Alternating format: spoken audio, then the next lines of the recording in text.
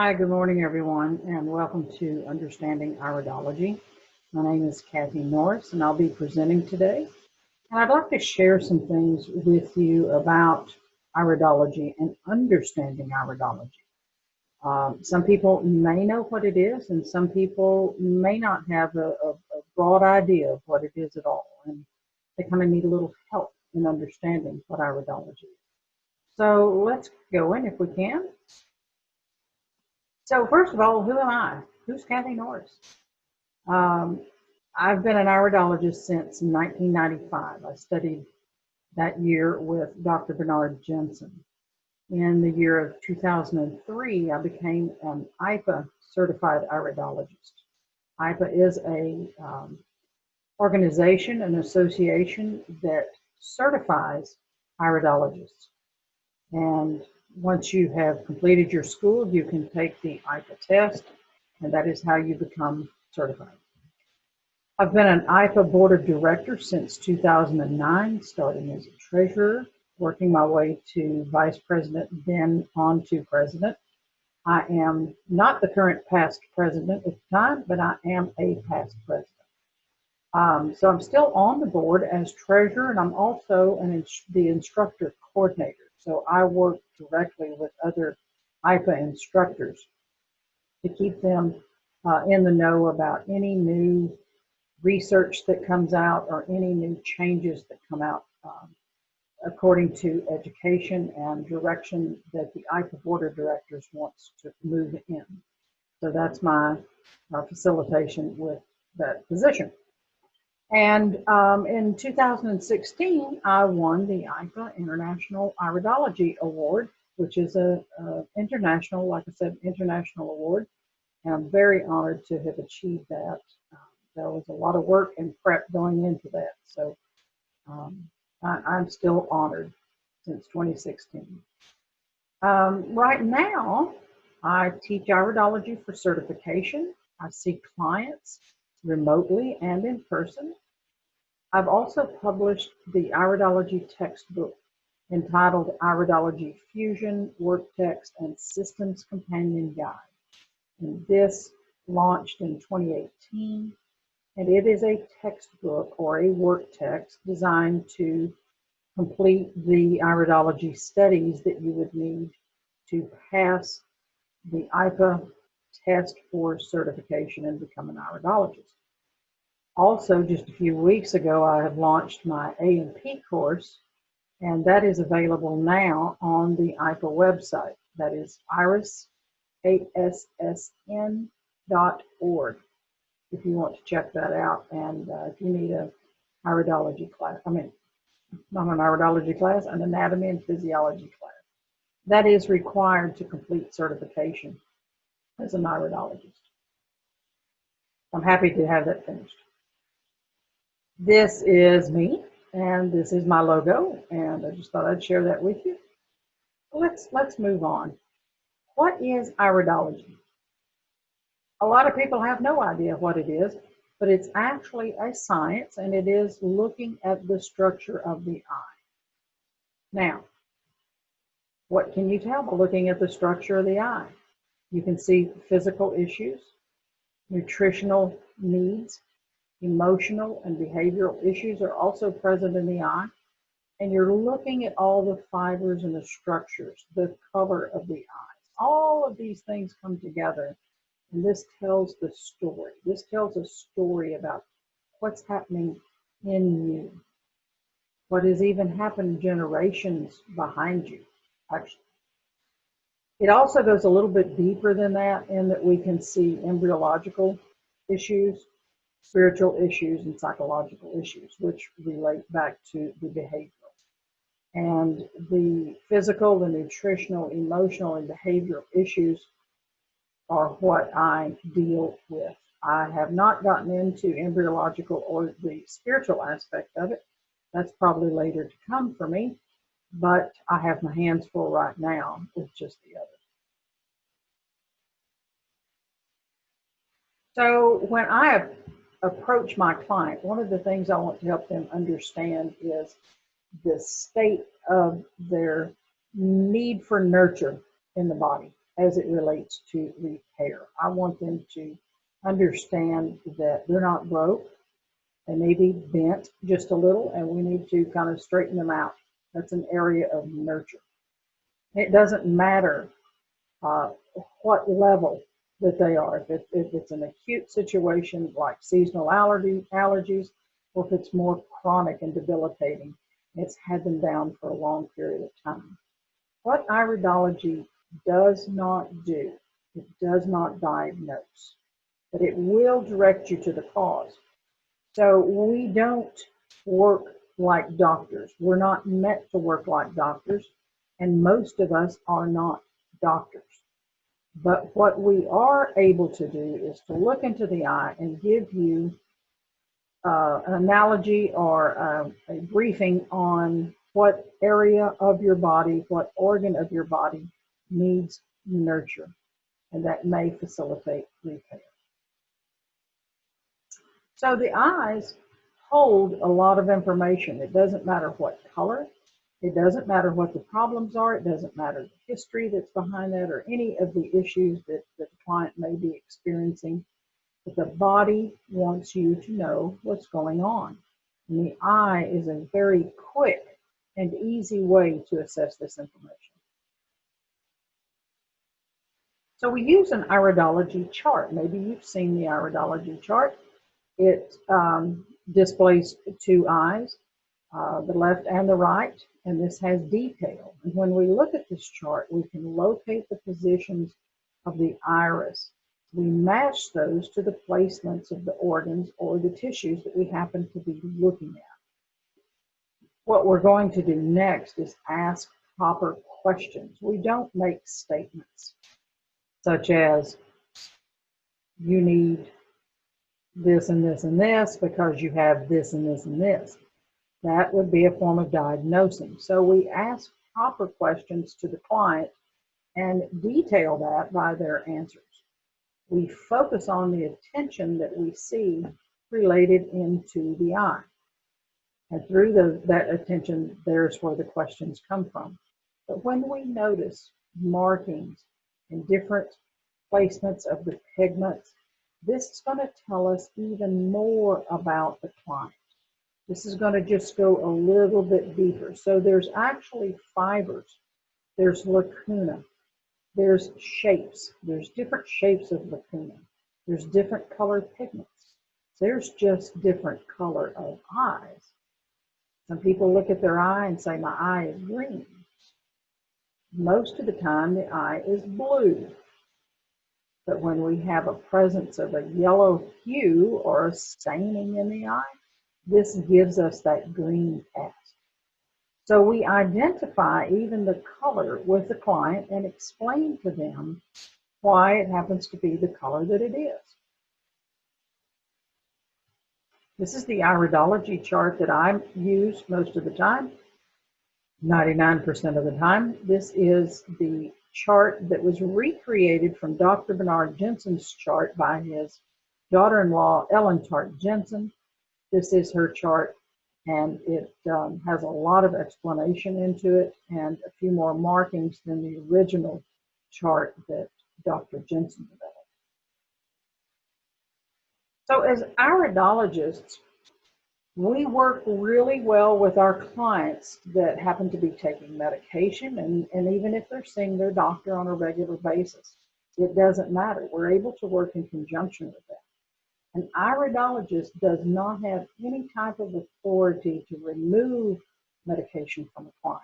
This is the client's business. This is where the client and their doctor have the authority to decide for themselves which is the best way to go, if they should continue on with a medication or even add supplements at that time to their protocol.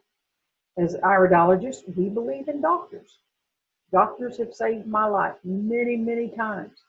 I've had several times in my life where I had serious situations and I was pulled back from death several times, 2 or 3 different times. So we believe that if you need repair, such as a broken leg, you better go see a doctor for that. If you have a diseased organ, say such as a gallbladder, that cannot be repaired, that it may need removal, go see a doctor. If you have a chronic disabling medical condition where you're now bound to a wheelchair or need some other form of mobility, you better keep seeing your doctor. But you can still work safely with an iridologist and have a good alternative plan.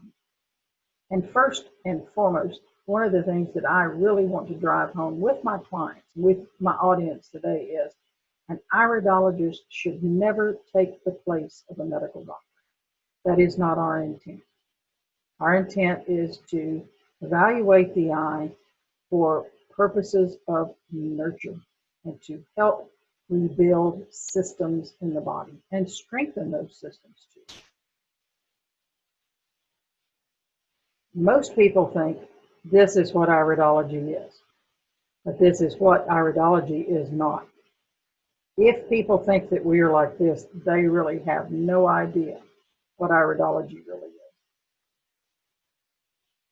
So you may want to see an iridologist if you have issues that are acute and you want to correct them, such as seasonal allergies or seasonal headaches.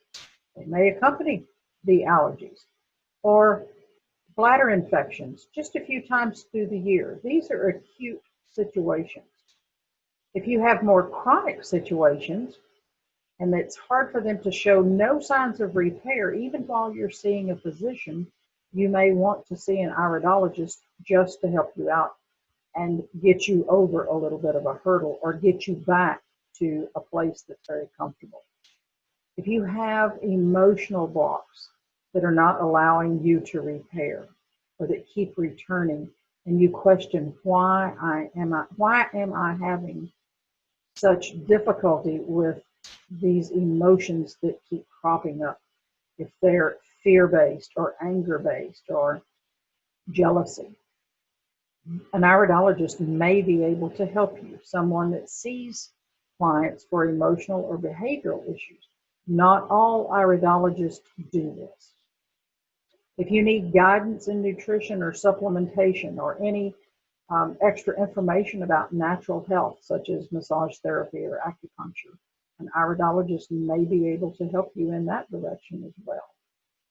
And if you'd like to understand your health from your genetic perspective, if you would like to know maybe what mom gave you or maybe what dad gave you, this is one of the times where I see children or grown adults that were adopted and they have no idea about their previous health history or anything in their genetic coding that helps them understand why they may be going through the things that they're going through. And so iridology is wonderful for uncovering some of the questions that that person may have.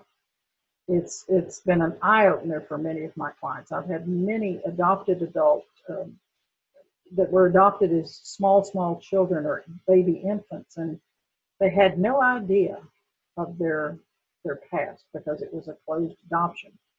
And now they're experiencing some problems and they'd like to know, why am I going through this? And the eye totally can see what's going on. Shows us depth and a lot of detail in that. But if you already understand your issues from a different approach by understanding the cause, you're not just band-aiding the symptom and putting a band-aid on it. Iridology will show you that cause. So that's pretty much in a nutshell what iridology is good for. So let's look at some eyes and let's see if we can kind of get just a brief understanding of what I would be showing you through a detailed class or analysis that I would have either remotely or in person with you. In iridology, we believe there's 3 basic colors to the eyes. We believe in blue, brown, and brown. When I say brown, the other brown, we would refer to is called a mixed biliary. It's a little bit of blue, it's a little bit of brown, or it's a light brown colored eye. I'll show you those and get into more detail about that. But we've named them lymphatic eye, which relates to the blue eye, maybe a green eye or a gray eye as well. Mixed biliary or hematogenic. Hematogenic we reserve for the very, very dark brown eyes. You'll see those. So let's look at those eyes that I was talking about.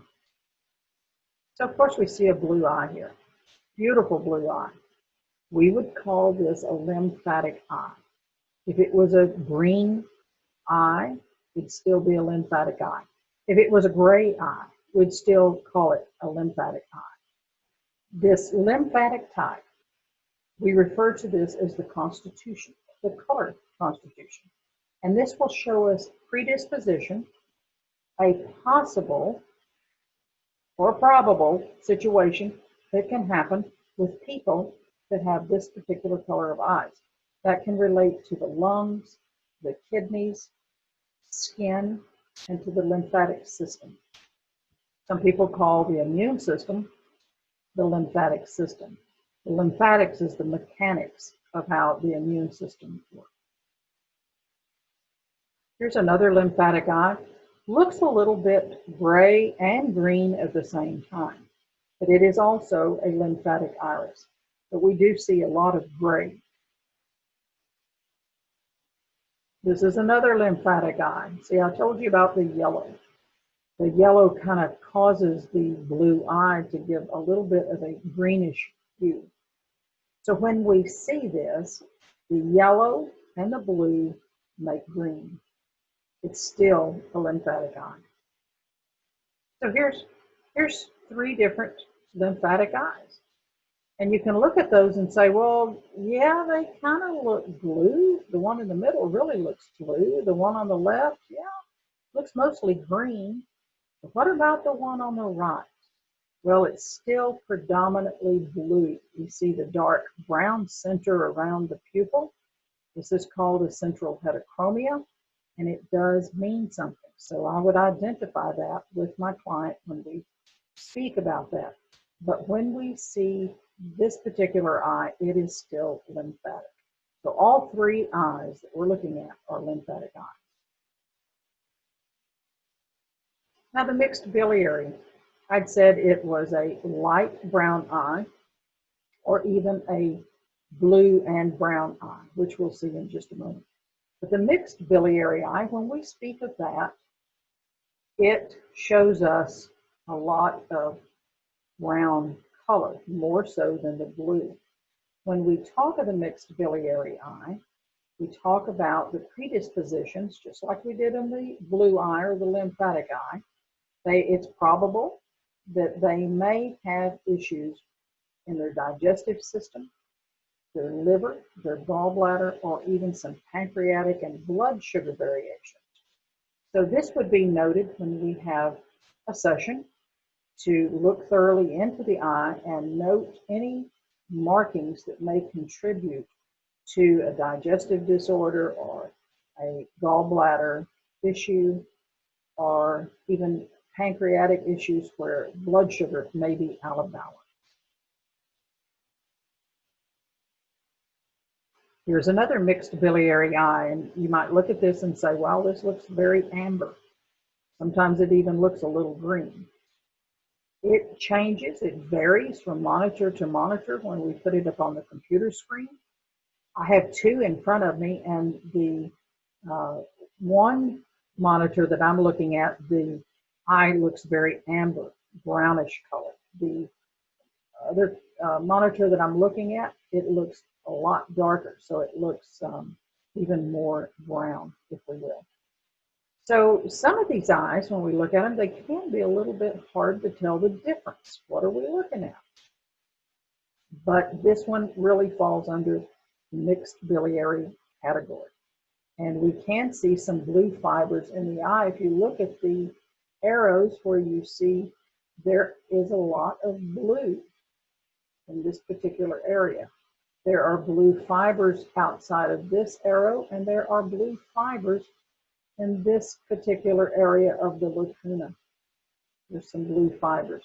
We can look and scantly see a little bit of other blue fibers related, but I wanted to point those out with arrows to show you the depth that we can see. Here we have another mixed biliary eye. This one is a little bit darker. Okay, so we went from a light brown to kind of an amber color, but there's still blue fibers deep down inside of this eye. Hard to see, but trust me, they're there. So this is a mixed biliary eye as well. Let's take a look. We'll see 3 colors of mixed biliary eyes. The 2 on the outside still look very amber, but we can tell by looking they are light brown, with the one in the center being a little bit darker. The hematogenic eye, very, very dark. It's going to be very hard to see a lot of fibers down in the eye. It gives us a lot of detail sometimes, and sometimes it doesn't give very much at all. We have to really lighten the eye on the computer screen to see a lot of depth. When we lighten this, though, the patterns generally pop out at that point. And when we see a dark hematogenic eye, this can belong to people of ethnic background, such as African American. We may see this in the Hispanic population as well. So the Vietnamese population, Asians, may have dark, dark brown eyes as well. Now, I have lightened some of these photos just so that we can see a little bit of depth, but we can see a blue hue or a dark blue ring on the outside peripheral edge of the iris here, and that's very normal to see that in a dark brown eye. We would call this a circulatory ring. And when we see the hematogenic eye, the predisposition for this type of eye could be blood circulation problems, thickening of the blood sugar or blood pressure problems. So hematogenic connected with blood, hema, blood, we're going to look to thicker blood viscosity to show us maybe what is causing some of the problems for this client. One of the things could be eating foods that were heated in a hot oil. That's extremely important to correct that for the client. So liver issues and pancreatic issues are very, very common to see in the hematogenic eye as well. So here are 3 pictures of hematogenic eyes. Now we can see in the first picture, the detail is very, very hard to see. In the middle picture, we can see some lacuna. We see a lot of different types of markings and fibers within the structure of this particular eye. And then we see a little bit in the third picture. We see some different markings. We see some lines that tend to follow around the circumference of the eye. Concentric rings, if you will, they go around. And that is something we would want to pay attention. We also see an opaque marking starting to appear around the peripheral edge of this iris. And that is going to give us detail as well. In the third picture, the one on the right, it's going to show us a hematogenic eye. And that opaqueness is called a lipamic diathesis. Some people refer it as a lipamic ring, and that's okay. We don't care. If it's a diathesis or a ring, we refer to those as one and the same. In the UK, over in Britain, they may call this a corneal orifice. Okay, they do note that term as a medical term from a physician. So he may look in the eye and say, "Oh, you have a corneal orifice." This is because it's a corneal sign. It's not a sign that appears on the iris. Okay, it is a corneal sign. And this is going to show us maybe some issues with circulation. It could show us elevated cholesterol. It may also show us elevated triglycerides. So this is really important for us to hone in on and focus and talk to the client and ask the proper questions about what they would need or what are they doing to protect themselves from the thickening of blood fats or fats trapped in the blood. So we can tell that by looking at the three color types, this is what we use to distinguish a basic constitution, a color constitution. And the next thing we want to notice is maybe some structure or some markings that we can see in the eye. You may have noticed on the previous picture, there are flower petal shapes or leaf shapes, and we would refer to those as a lacuna.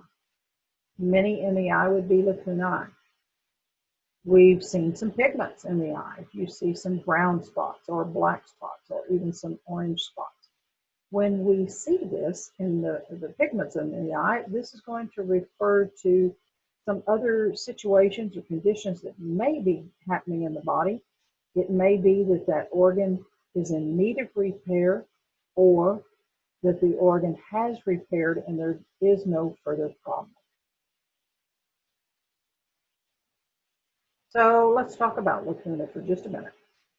When we see a lacuna, that is a genetic marking, and it means that you have inherited that particular marking from that particular eye parent. Maybe not the problem.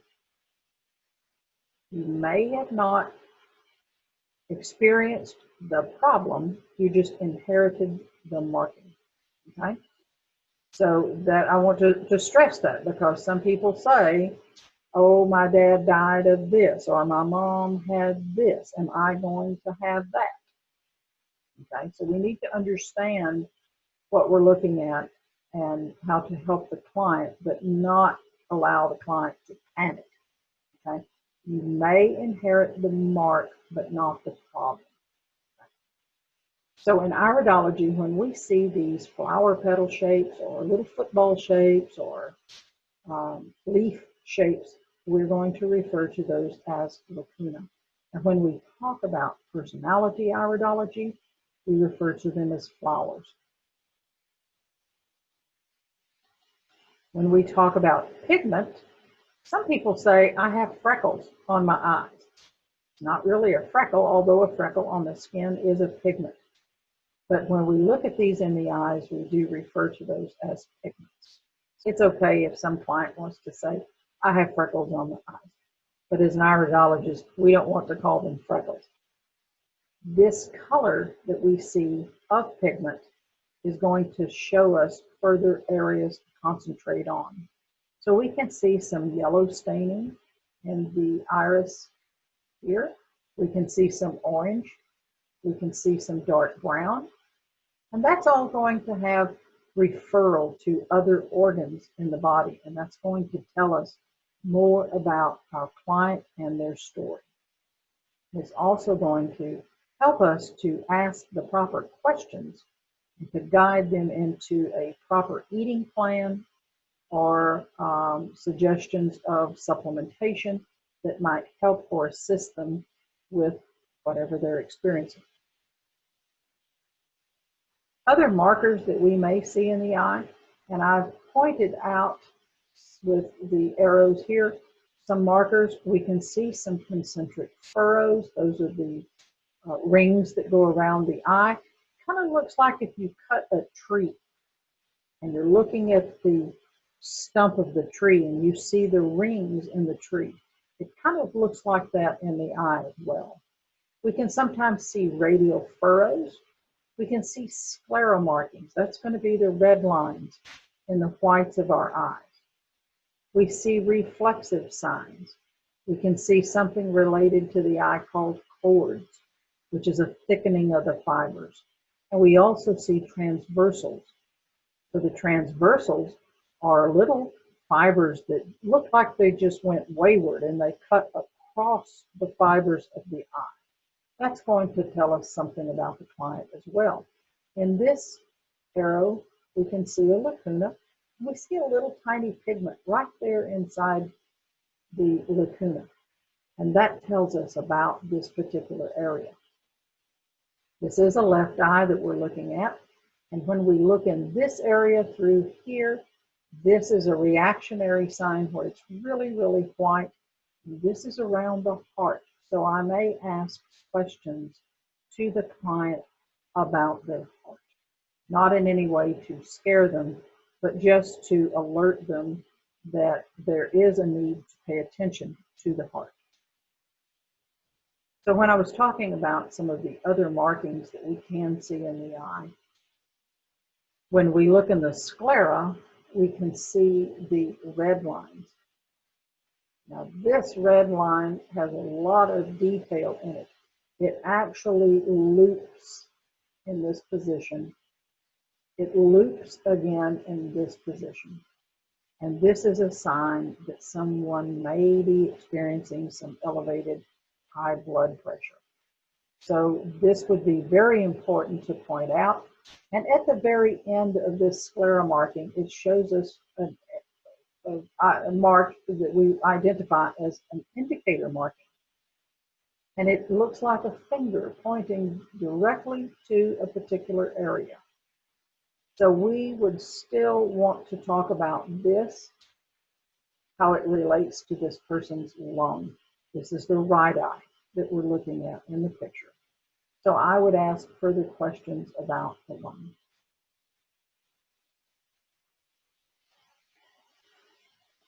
So some more markings that we can see, and this is a lymphatic eye, and this is a lymphatic eye. Both of these eyes are a blue eye. Now don't get all in the trees about, is this a hazel eye? Because we don't refer to eyes in iridology as hazel. Remember, they fall into the lymphatic, mixed biliary, or hematogenic. Okay, so we have to decide as practitioners what we're looking at, what color. This is a mixed, this is a lymphatic eye with a central heterochromia. Okay, the central heterochromia is brown. And when we see this, this relates to our client's bowels, or their large and small intestine. Okay, so same here. We can see, we trace the outline and the pattern here. We're looking at the state of the client's intestines. This is referred to as the collarette. It's like a collar outside of the pupil. When we see the darkening versus this shade of blue, this actually means two different things. When we see, let's say in this eye, our client may be experiencing issues of constipation. They may also be experiencing issues of raised blood sugar, okay? And they may have weakness of hydrochloric acid and not be able to properly break down proteins. That's going to be your beef or your eggs or your chicken, animal proteins. And when we look at the right eye, we also see it's dark in here, just darker than the outside color. It still means that the client may be under acid in their stomach and not producing enough hydrochloric acid. But then again, we don't have the dark brown. We have some yellow around here. This is related to uric acid. Okay, so we would want to ask the proper questions that can help identify the conditions or the experiences that our client may be having. Here are some concentric furrows, or the contraction furrows that we see in the eye, the concentric rings. And we can tell that when we see this, the client may be experiencing a certain level of internal anxiety or internal stress.